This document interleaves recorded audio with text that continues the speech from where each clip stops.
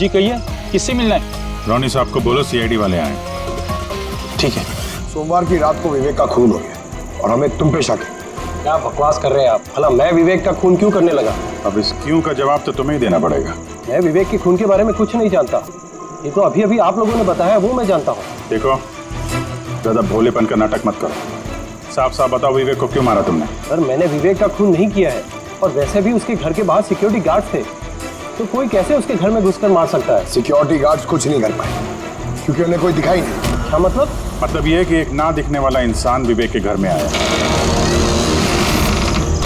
और उसने लाइट के जंक्शन बॉक्स के साथ कुछ छेड़छाड़ की, इससे लाइट चली गई। सर, लाइट चली गई? मैं पता लगाता हूँ। नहीं मिस्टर रॉनी, आप बाहर नहीं जाएंगे, अभी तो रुकिए, आपकी जान को खतरा है। ये वही खूनी हो सकता है। सिक्योरिटी! रॉनी, आप हिलना मत। जी, सिक्योरिटी!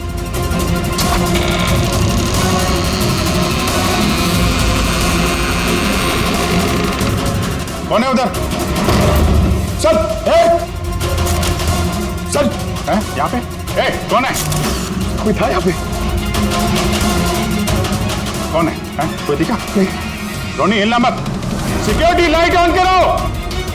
मैं भाग जाता हूँ। देखो। Oh no, Pankaj!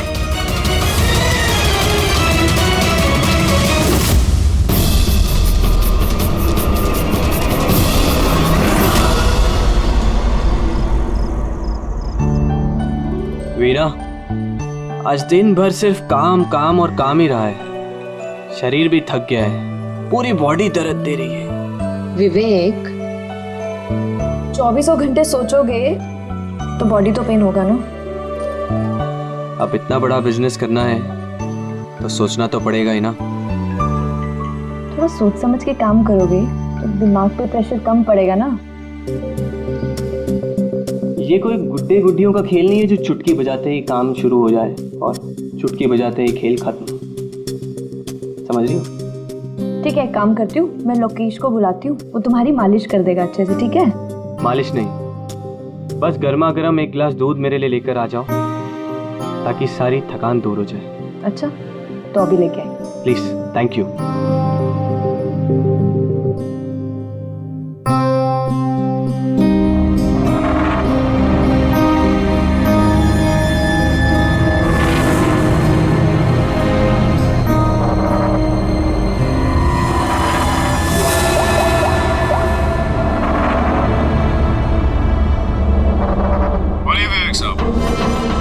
सब ठीक ठाक है? हाँ साहब, सब ठीक है, एकदम ट्रैक पे है। काम हो जाएगा ना? आपको जुबान दिया साहब, काम हो जाएगा। जो भी तुम्हें सही लगे वो सब करो, तुम्हें पूरी छूट है, मगर उसको फिक्स कर दो। आप चिंता मत करो साहब, वो तैयार हो जाएगा। उसको तैयार करना मेरे बाएं हाथ का काम है। गुड।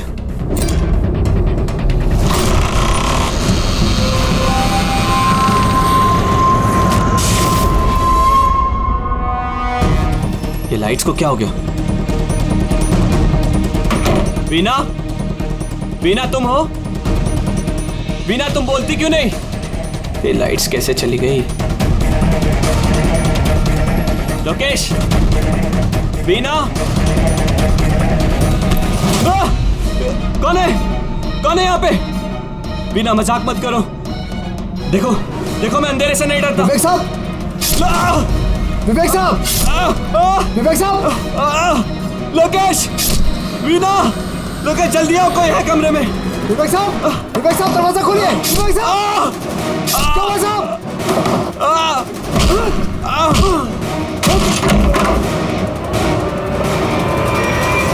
विवेक साहब! मालकिन! विवेक साहब! विवेक साहब! विवेक साहब!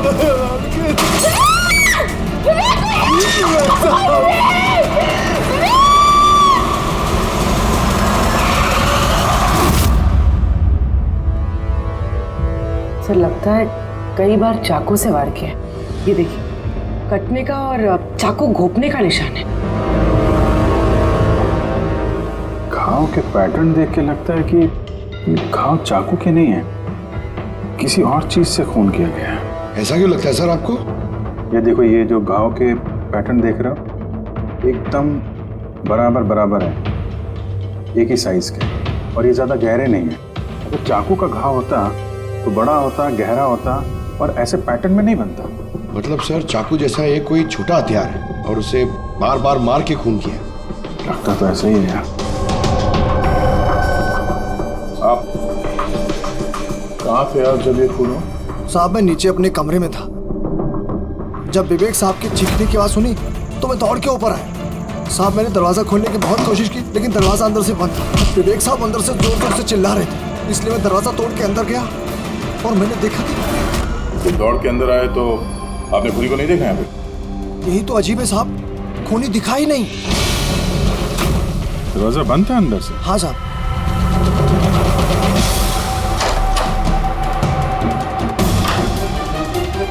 तुम अंदर आए तो यहाँ पे लाइट थी?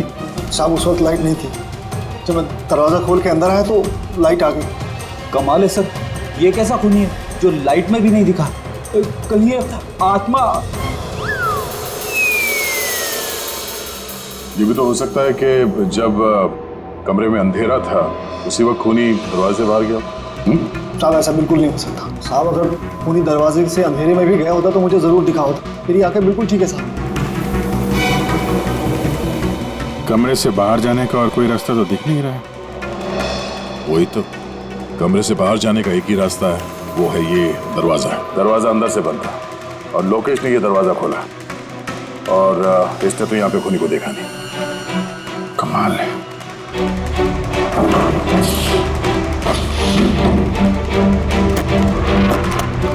क्योंकि अंदर से बंद है, यहाँ से तो खूनी आ नहीं सकता। तो खूनी अंदर कैसे आया?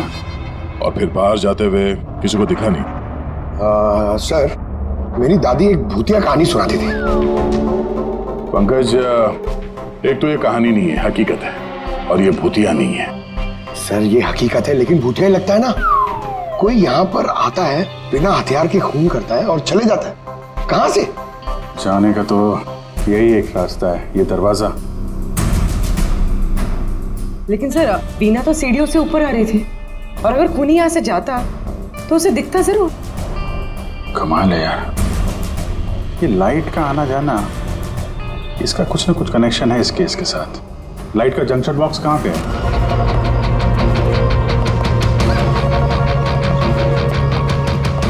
सर यही जंक्शन बॉक्स है।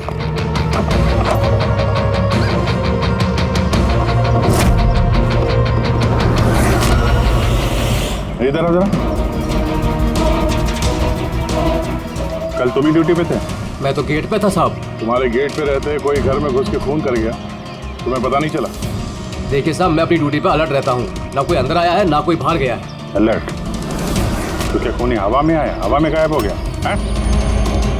ये लाइट स्विच ऑफ किसने की थी यहाँ से? पता नहीं साहब, अचानक ऑफ हो गई। मैंने सोचा फ्यूज उड़ गया हो। या कोई स्पार्क वार्क हुआ था जंक्शन बॉक्स में? नहीं साहब, स्पार्क नहीं हुआ था, लाइट चली गई, और जैसे ही लाइट चली गई मैं जंक्शन बॉक्स की तरफ दौड़ा। देखा बाकी सबके घर में लाइट है, हमारी क्यों नहीं? और देखा साहब जंक्शन बॉक्स खुला था, जंक्शन बॉक्स का स्विच भी बंद था, और मैंने ऑन किया साहब। जैसे ही ऑन किया लाइट आ गई। कोई तो आया था यहाँ पे जिसने लाइट के साथ छेड़छाड़ की है। विवेक की बीवी बीना, उससे भी पूछ लेते हैं।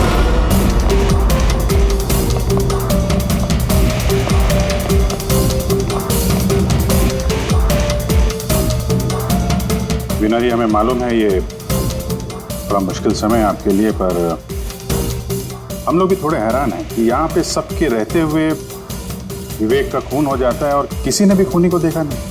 सर इस बात का जवाब मेरे पास भी नहीं है। मैं खुद हैरान हूँ, खूनी कहाँ से हवा बनकर आया और कहाँ चला गया। मैं मेरे बच्चों को क्या जवाब दूंगी सर, उन पर क्या बीतेगी। हिम्मत रखो, समय के साथ साथ बच्चे भी समझ जाएंगे। आप कौन है? सर मैं विवेक का बिजनेस पार्टनर हूँ। मेरा नाम राकेश है और मैं अभी जापान से लौटा हूँ। किस सिलसिले में जापान गया था? सर एक बिजनेस के मामले में गया था। क्या बिजनेस क्या करते हैं? सर विवेक और राकेश एक जापान में ऑयल बेसिन का बिजनेस शुरू कर रहे थे। जापान की सी में जॉइंट वेंचर था, इंडिया और जापान में। दोस्त तो गया ही, पता नहीं अब इस कंपनी का क्या होगा? विवेक की किसी से कोई दुश्मनी थी क्या, या आजकल कुछ स्ट्रेस में हो, कोई धमकी भरे फोन, ऐसा कुछ? नहीं सर, कभी किसी की धमकी या फिर कुछ ऐसा उन्होंने नहीं बताया, लेकिन वो जापान की डील को लेकर काफी टेंशन में रहते थे। किस तरह की टेंशन? डील होगी भी या नहीं। लेकिन सर एक बात और थी। क्या? सर कुछ दिन पहले विवेक एक बहुत अजीब आदमी से मिले थे। अरे आप चिंता मत करो, आपने मुझ पर भरोसा किया, अपना वादा पूरा किया, अब मैं भी आपका वादा पूरा करूंगा। पुलिस को भनक भी नहीं होनी चाहिए। साहब पप्पन नाम है मेरा, मुझ पे भरोसा है ना? विश्वास है इसलिए काम दिया है तुम्हें। बस अब पप्पन का कमाल देखो। पप्पन? देखिए, जैसा आपने बताया उससे तो यही लगता है कि ये पप्पन कोई पुराना मुजरिम है, और हर मुजरिम का रिकॉर्ड है हमारे पास। आप उसकी फोटो देखेंगे तो पहचान लेंगे? जी सर। ठीक है, फिर तो जल्दी इस पप्पन का पता चल जाएगा, और उसने क्या किया था वो भी।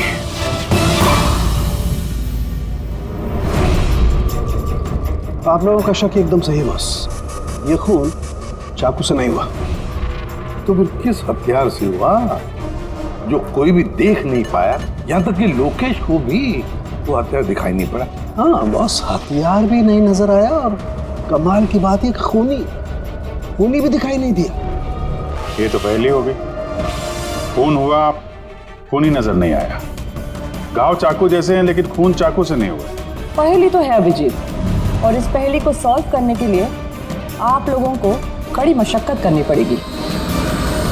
देखो बॉस, हम लोग आत्मा में तो विश्वास नहीं करते, लेकिन साइंस से कुछ भी किया जा सकता है, और मुझे लगता है किसी मॉडर्न साइंस की टेक्निक का इस्तेमाल किया गया है इस खून में।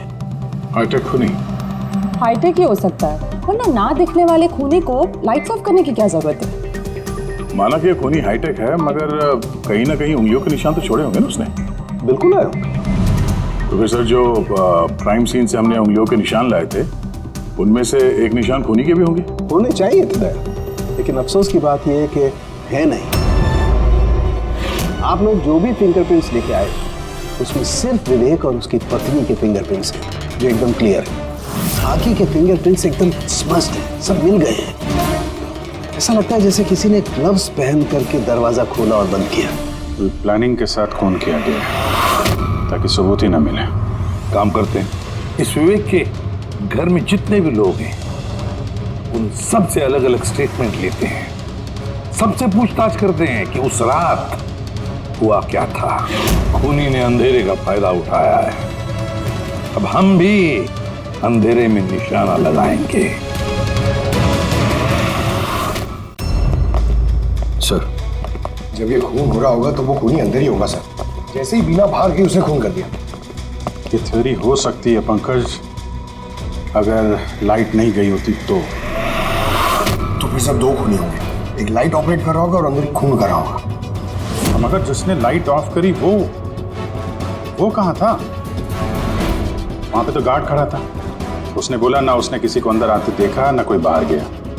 सर लेकिन जब वीना बाहर गई थी तो उसने दरवाजा खुला हुआ देखा था सर, तो हो सकता है कि दरवाजे के ऊपर उसकी उंगली के निशान हो। खूनी यहाँ भी चालाक निकला।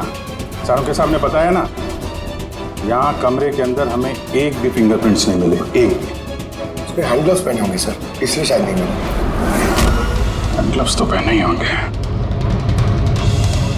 विवेक की बॉडी यहाँ पड़ी थी, मतलब यहाँ कहीं खड़ा होगा। 1 मिनट यहाँ खड़े होना जरा पंकज। खूनी जब अंदर आया तो दरवाजा खुला हुआ था। जैसे ही लाइट गई खूनी अंदर आया, उसने दरवाजा बंद किया, अंधेरे में उसने विवेक का खून कर दिया। क्योंकि जब लोकेश आया था तो ये दरवाजा अंदर से बंद था।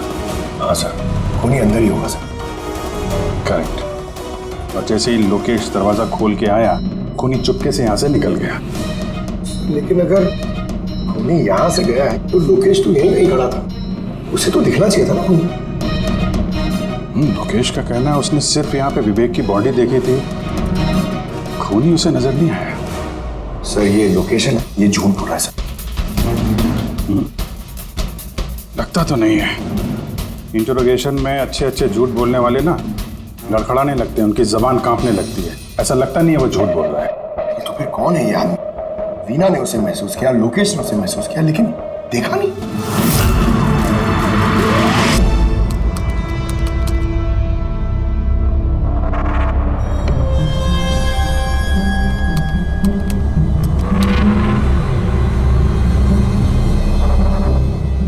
सर मरने से पहले विवेक ने जिस नंबर पे फोन किया था वो नंबर एक दिन पहले चोरी हो गया था और अब वो अनअवेलेबल आ रहा है। अनअवेलेबल है तो जरूर पप्पन का होगा दया, पप्पन का नंबर होगा। क्या पता चला उसके बारे में? सर पूरी ट्रेस कर रही है, उसका क्रिमिनल रिकॉर्ड भी चेक कर रही है सर, बहुत जल्द पता चल जाएगा। यही है, यही है सर। सर ये देखिए सर, हमारे रिकॉर्ड में तो कई सारे पप्पन हैं, लेकिन वीना के बताए अनुसार ये वही आदमी है जिसकी हमें तलाश है। सर ये वही आदमी है जिसे मैंने विवेक के साथ देखा था। हमारे रिकॉर्ड के हिसाब से तो ये मुजरिम बहुत ही खतरनाक है सर, खूनी है।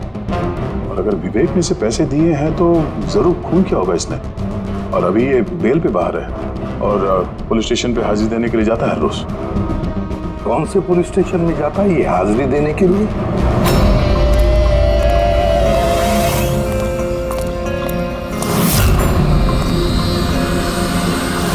सर यहाँ से पास हो गया। सब्जी ले लो भाई, सब्जी ले लो, सब्जी ले लो। सर पप्पन यहाँ से निकल गया। ले भैया तेरा ठेला संभाल ले। उसको उधर ही रोक के रख, चाहे वो रोए या हंसे तुम उसकी चिंता मत कर। जब तक वो हमारे पास है बाजी हमारे हाथ में है। तुम लोग मेरा इंतजार करो और कुछ भी गड़बड़ हुआ ना तुम में से किसी को नहीं छोड़ूंगा मैं। ये चिड़ी का गुलाम तुम्हारी तरफ गया था, देखना जरा।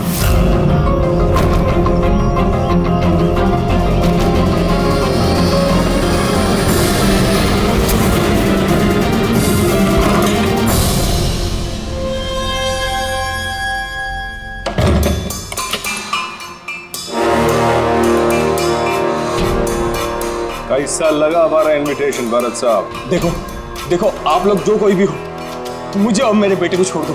मैं आप लोगों से रहम की भीख मांगता हूँ। रहम।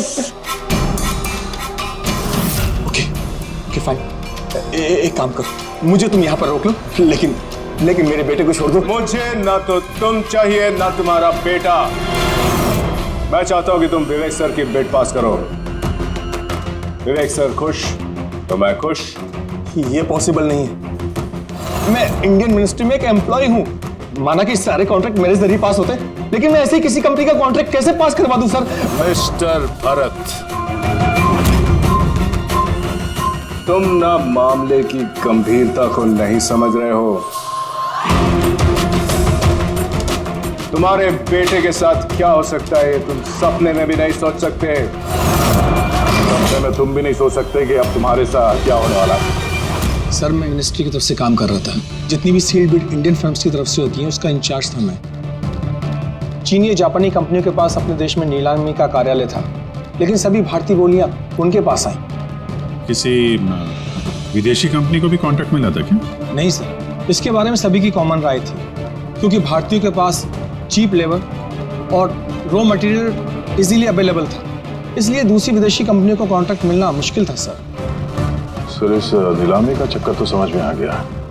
इस विवेक ने नीलामी को अपने फेवर में करने के लिए इनके बेटे को किडनैप किया, मगर विवेक को किसने मारा होगा और क्यों?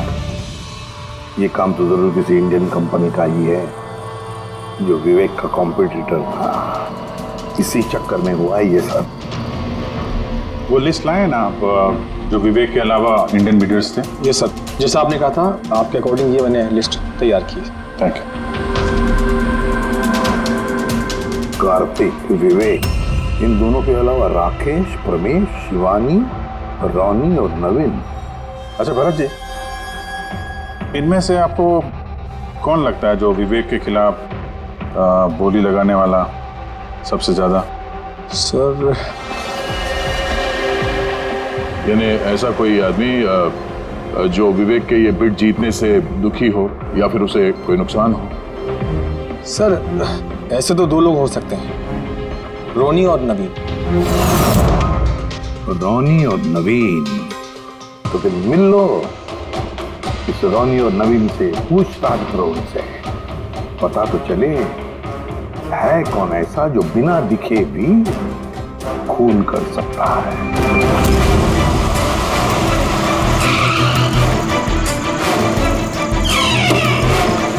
जी कहिए, किससे मिलना है? रोनी साहब को बोलो सीआईडी वाले आए।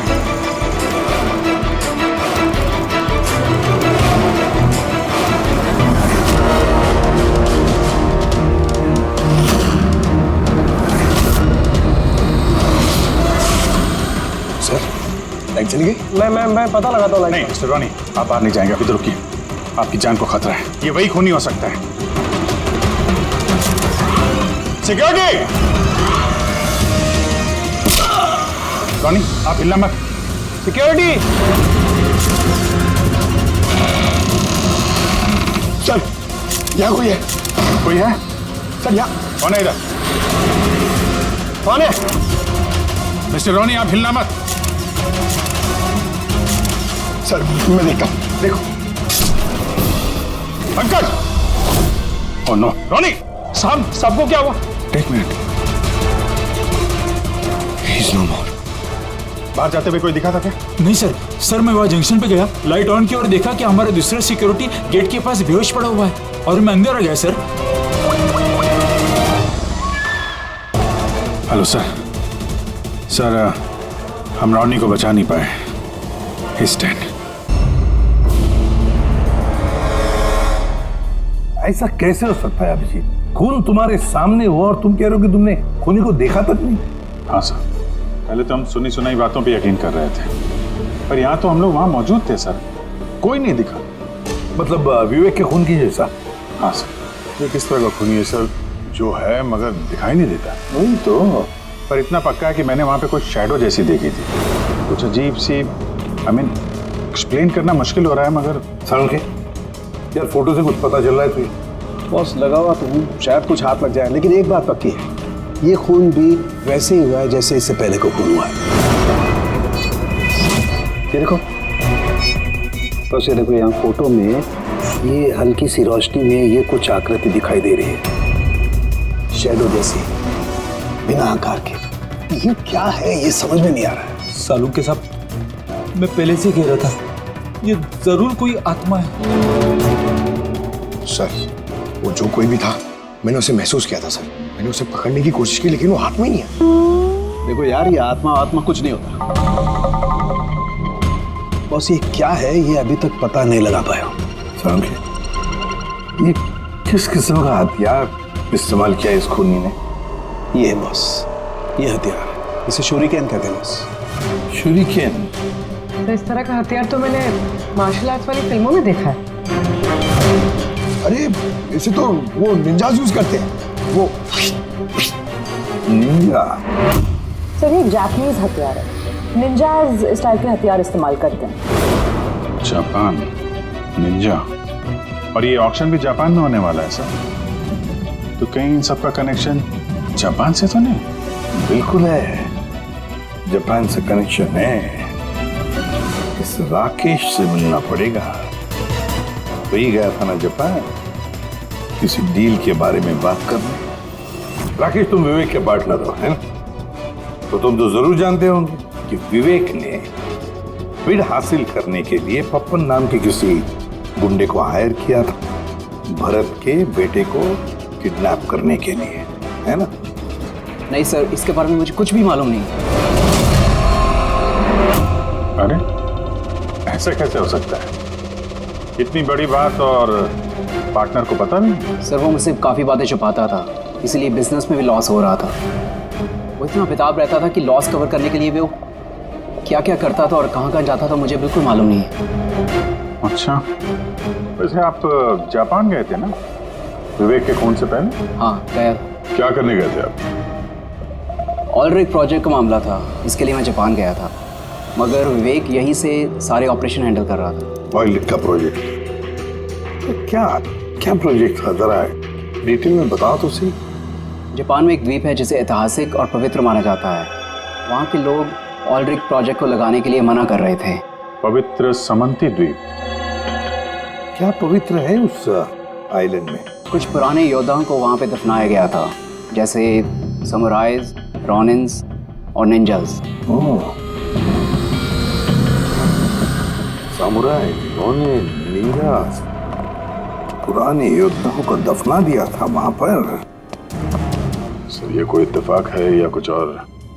ये जो निंजास है ये पुराने दौर के हथियारे थे सर जापान में, पर आज भी काफी लोग इन लोगों को मानते हैं। तो वो लोग नहीं चाहते होंगे कि उस जगह पे ये ऑयल ड्रिलिंग हो और उन लोगों ने इन्हें। हाँ हो सकता है दया, हो सकता है, पर ये भी तो हो सकता है कि इन लोगों की आपसी दुश्मनी, कोई बिजनेस राइवल। सर ये नवीन तो नहीं हो सकता क्योंकि जब दूसरा खून हुआ तब मैं और पूरी उसी के साथ थे। तो फिर ये बचे 3 बिडर्स, शिवानी, प्रमेश और कार्तिक, तीनों को बुला लेते हैं यहाँ पर। कार्तिक, प्रमेश, शिवानी, तो तुम 3 भारतीय थे विवेक के साथ बिड करने में जापान में, मगर डील हमारे हाथ में आई नहीं और इसी वजह से विवेक और रोनी का खून हुआ है। कार्तिक आप कहाँ थे जब ये दोनों खून हुए? सर मैं मीटिंग में ही था, आप मेरे एम्प्लॉय से पूछ सकते हैं सर। और प्रमेश?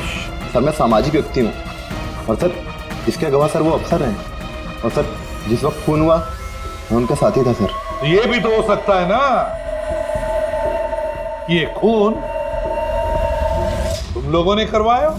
सर हम क्यों खून करवाने लगे? सब अपने अपने नसीब का खाते हैं सर, और डील नहीं हुई तो क्या हुआ सर, कभी ना कभी कोई ना कोई डील तो हो ही जाएगी। वैसे आप कहाँ थे शिवानी जब ये खून हुआ? सर मैं जापान गई थी। और क्या करने गई थी आप जापान में? सर एक मजबूरी आ गई थी। मजबूरी? कैसी मजबूरी? सर कुछ विदेशी कंपनियां हमारी भारतीय कंपनियों के बारे में गलत अफवाहें उड़ा रही थी, उसी वजह से भारतीय कंपनियों को बहुत ही चिंता हो रही थी। तो हम वहाँ उनकी चिंता दूर करने गए थे और ये बताने गए थे कि भारतीय कंपनियां सबसे बेहतर होती हैं। और वैसे भी सर हमने अपनी बिड्स विड्रॉ कर ली थी, तो फिर हम क्यों मारेंगे उन्हें? और बिड्स विड्रॉ करने की कोई खास वजह? सर वजह सर ये थी कि हम लोग अपनी ज़िंदगी में सब टेंशन नहीं चाहते हैं, और सर हम लोग किसी भी तरह का कोई रिस्क नहीं चाहते हैं। सर हम लोग को सर जो भी मिल रहा है सर हम उतने में खुश हैं।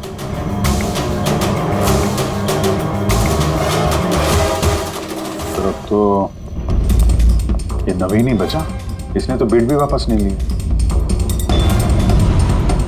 तो कहीं नवीन ने तो नहीं ये सब किया? तो फिर ये भी तो हो सकता है कि अगला शिकार नवीन ही हो। नवीन, तुमने बिड क्यों नहीं कैंसिल की जब सारे लोग पीछे हट गए थे? ऐसे कैसे मैं पीछे हट जाता? इस कॉन्ट्रैक्ट को पाने के लिए मैंने कितने महीनों मेहनत की है पता है तुम्हें? मुझे लगा कि अगर ये कॉन्ट्रैक्ट मेरे हाथ में आ गया तो मेरी सारी दुनिया बदल जाएगी। अब तो दुनिया से जाने की ही नौबत आ गई है। तुम समझते क्यों नहीं हो? अगर तुम चले गए तो मेरा क्या होगा? डरने की कोई बात नहीं है, हमें कुछ नहीं होगा। सीआईडी की पूरी टीम हमारे साथ है। अरे सीआईडी वालों के सामने वो मार के चला गया, और सीआईडी वाले क्या किए? कुछ नहीं कर पाए वो। सीआईडी की टीम पे भरोसा रखो तुम, हमें कुछ नहीं होगा। पंकज, तुम्हें पता है ना हमें क्या करना है? Don't worry, I know. मैं आता हूं।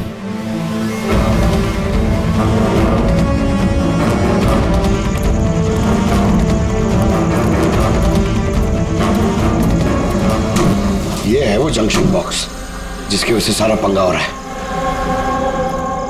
मैं देखता हूं ये कौन है। ये जगह सही है।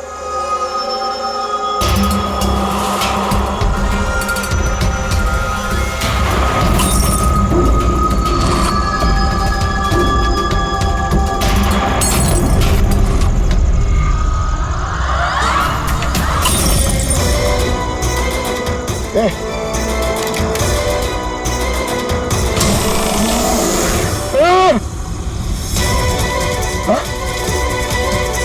है?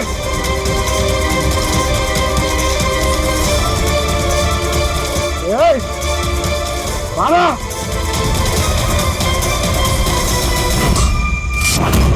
नवीन, ये लाइट को क्या हो गया? अरे कुछ नहीं हुआ। नहीं नहीं, वो आ गया है। कुछ नहीं होगा। कुछ नहीं होगा आपको, प्लीज रिलैक्स हो जाइए।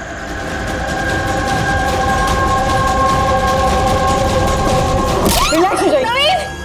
सामने आओ, वो तुम्हें मार डालेगा। अरे नहीं। कौन है यहाँ पे?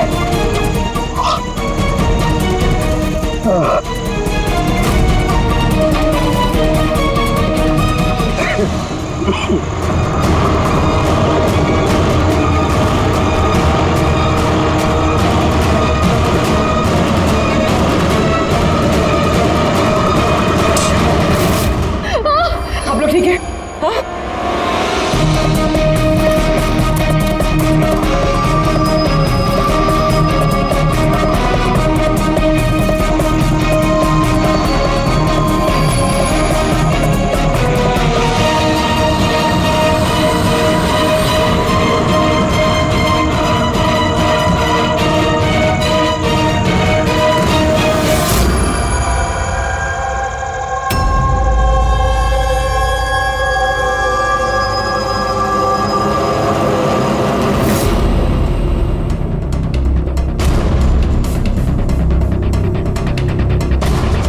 मैंने वहां पर 6 गोलियां चलाई थी। उनमें से 5 गोलियां तो मिल गई, मगर एक गोली उस खूनी को जरूर लगी है। एक गोली खूनी को लगी है? तो तुम यकीन के साथ कैसे कह सकती हो कि 6 में से एक गोली खूनी को लगी? क्या वहां पे कोई खून वगैरह गिरा था? नहीं सर, खून तो नहीं था वहां पर, लेकिन गोली लगने की आवाज जरूर आई थी। अगर गोली लगी है तो खून तो निकलेगा ही। घर के अंदर ना सही तो घर के बाहर कहीं मिला? नहीं सर, हमने अच्छे से चेक किया था, वहां पर खून था ही नहीं। हो सकता है सर खूनी ने बुलेट प्रूफ वेस्ट पहन रखी हो। और सर ये भी तो हो सकता है कि ये काला कपड़ा उस बुलेट प्रूफ वेस्ट का टुकड़ा हो। सर इस काले कपड़े के टुकड़े से कुछ पता चल रहा है तुझे? नहीं बॉस, इस कपड़े पर से भी खून के ट्रेसेस तो नहीं मिले। खून के अलावा कुछ मिला तुझे? हाँ, ये कपड़ा इतना काला है कि विश्वास नहीं होता है। इस पर से कोई भी रिफ्लेक्शन हो ही नहीं सकता है।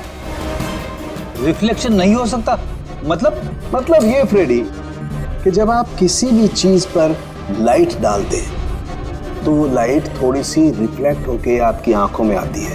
इसी से पता चलता है कि वो क्या चीज है, उसका कलर क्या है, ये सब कुछ। लेकिन इस कपड़े पर अगर आप लाइट डालेंगे तो रिफ्लेक्ट होगी ही नहीं। इस कपड़े पे लाइट मारेंगे तो ये कपड़ा दिखेगा नहीं ना।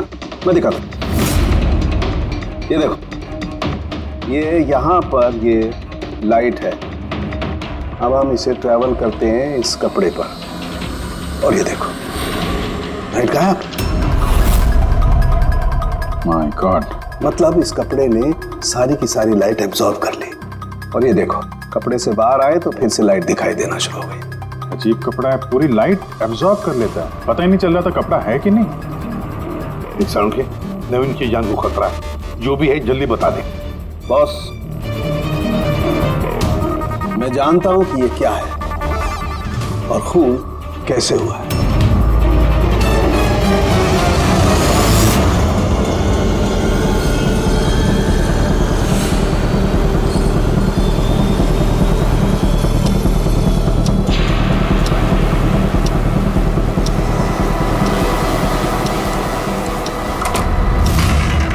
शिखा, क्या हुआ तुम्हें?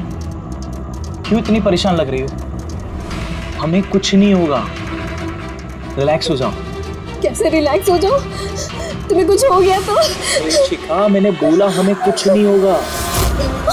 नवीन, ये लाइट कैसे चली गई? अरे नवीन, वो आ गया है। कोई नहीं वो तुम्हें मार डालेगा।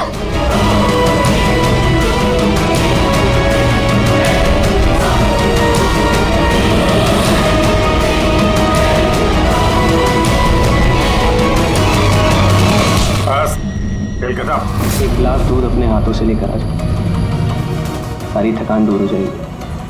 अच्छा, अभी लेकर आती हूँ। Please, thank you.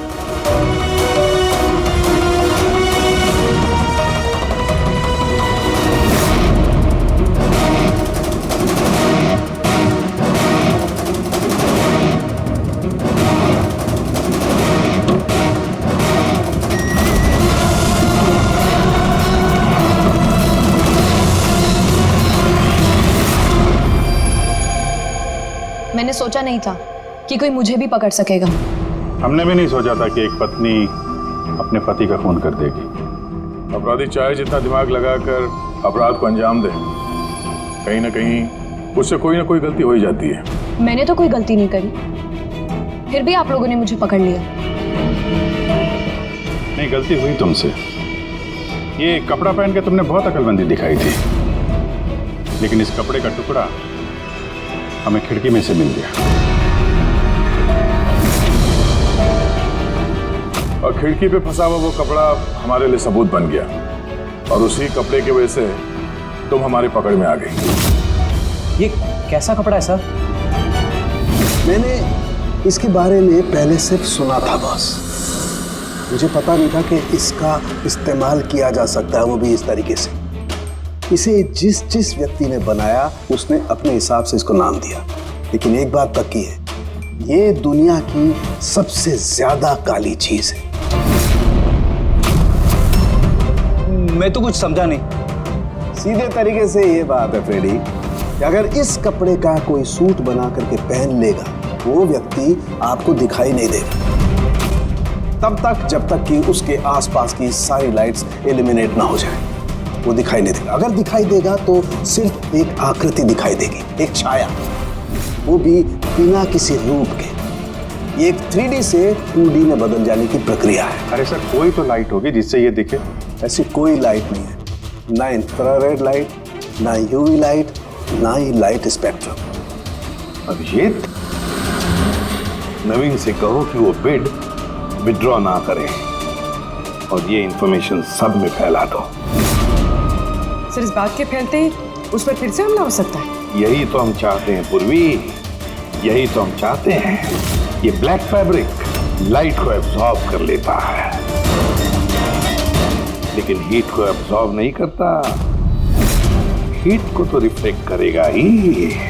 हम खूनी को पकड़ेंगे थर्मल विजन से।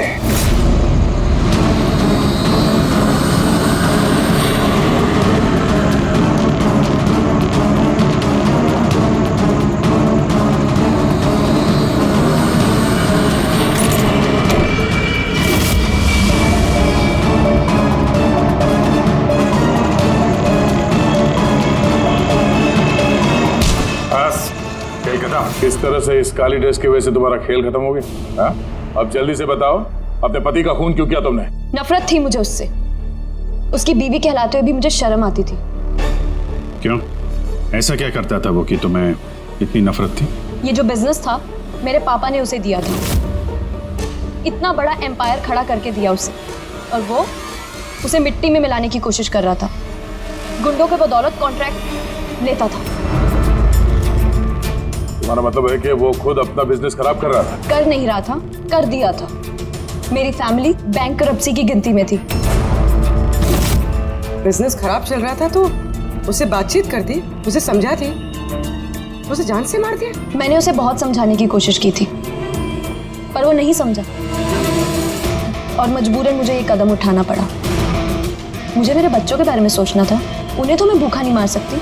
तो इसलिए सारा बिजनेस तुमने अपने हाथ में ले लिया? हाँ, मैंने जापान की एक कंपनी को अप्रोच किया था छिपकर।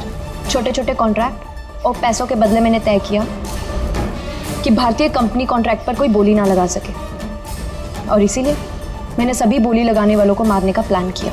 और उन्हें मारने के लिए ऐसे हथियार का इस्तेमाल किया जो निंजास इस्तेमाल करते हैं? हाँ? हाँ।